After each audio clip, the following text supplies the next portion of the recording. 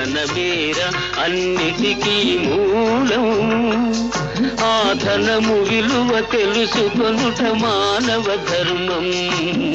ధనమేర అన్నిటికీ మూలం.